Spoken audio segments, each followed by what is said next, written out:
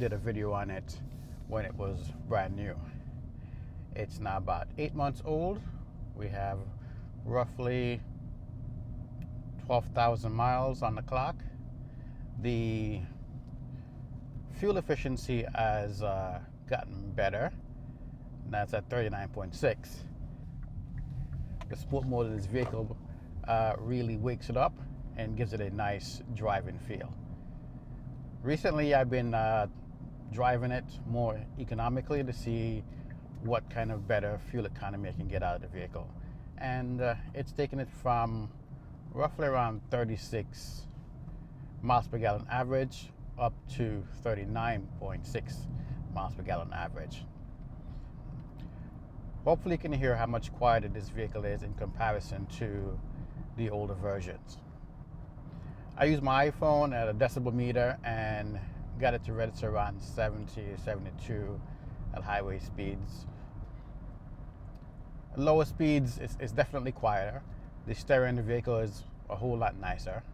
So for those of you looking or interested in getting one of these cars, you can tell from this video my experience in driving it. As it stands right now, this is just a test to see the fuel economy in the vehicle and see how much better we can get. Stay tuned. Today's been a pretty nice day. I have to say, compared to the very hot days we've been having, today turned out to be a little bit better. But it's actually gotten warm. The car is registered around 79 degrees. The air conditioner is working, so you may hear some of that noise from the fan and the AC. So we're gonna take it on a bit of a back road, which has some nice rolling hills, which will get us an opportunity to drive the car more economically, so we can see how the fuel economy is. I have to say I've been pretty impressed. I did a complete fill of the tank, like drive it to almost empty, and got like 20.5 gallons in the tank. And on the last trip, I was able to get about 891 miles out of that 20-gallon fill.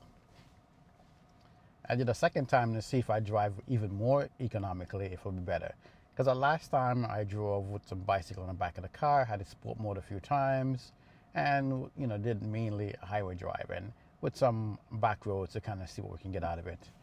This time around, I've decided to stick mainly with back roads as much as I could, but then I had a road trip in there, about 150 miles, which was mainly highway speed. So that definitely took away some of the economy.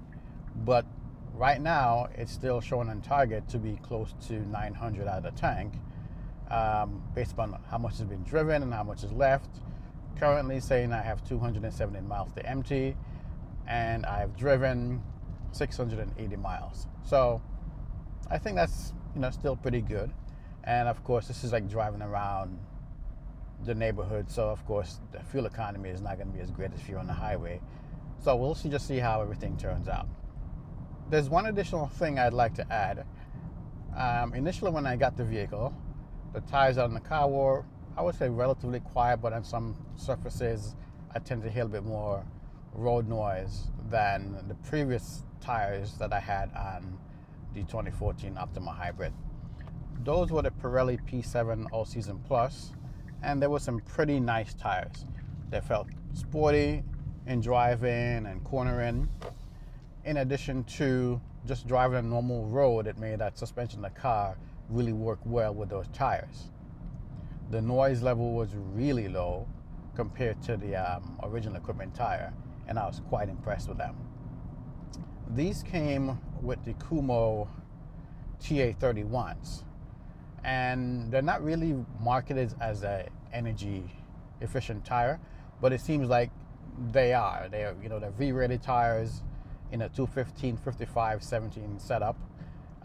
Based upon how the car has been handling with these tires, if you tend to push it a little bit, they tend to squeal. So I would want to change these tires out and get some 225, 50 tires on there just for a little bit better control. Of course, if I could do 235, 45s or something along those lines, like in the old BMW, that'd be pretty cool. But for sure, that would kill the fuel economy on the vehicle. So we'll just skip that for now. The tire pressure that's recommended by Kia is 35 psi, and at 35 psi, it makes the car actually rides very nicely. It feels almost like a German luxury vehicle. Of course, not the the full sport feel. You go with the bumps, it actually rides very well, and the suspension rebound is actually really nice. So I have to give Kia some kudos for doing an excellent job on the suspension on this particular vehicle. As I mentioned before, the noise level was fairly low. We're doing about 50 miles per hour now.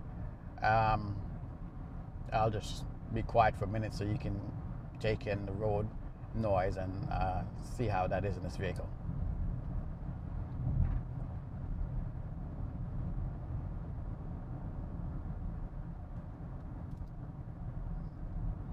Now keep in mind, these are not the smoothest of country roads, but fairly smooth to give you a nice feel of the vehicle.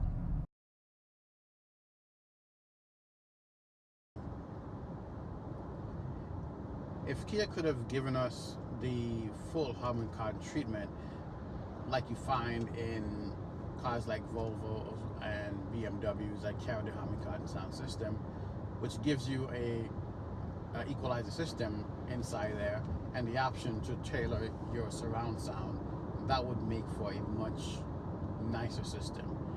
Don't get me wrong, the system works very well on its own, but adding in those additional options to tune it to your liking would definitely make it, I would say, a level above your average cars. While I like cars with dark interior much more so than the beige or any of those colors that are lighter, I wish Kia would have introduced like a brown or some other kind of darker color other than black, just to kind of give the car like a different feel. I've seen what they can do with that Merlot on the upper end trims, but it would be nice if they actually had it as an option on some of the lower end vehicles. Well, not so low end, but at least the leather clad vehicles should give an option more than just the standard they have. I know they have that Merlot interior on the SX, but on the hybrids, the only other option is that white interior, which is a little bit too much. So now we're registering 687 miles driven with 213 left to empty. So just that little trip, that would make it like evenly at 900 miles out of the tank. Hopefully, when it's time to refuel, I'll remember to do a video so I can capture the total miles traveled on this last 20.5 gallon fill.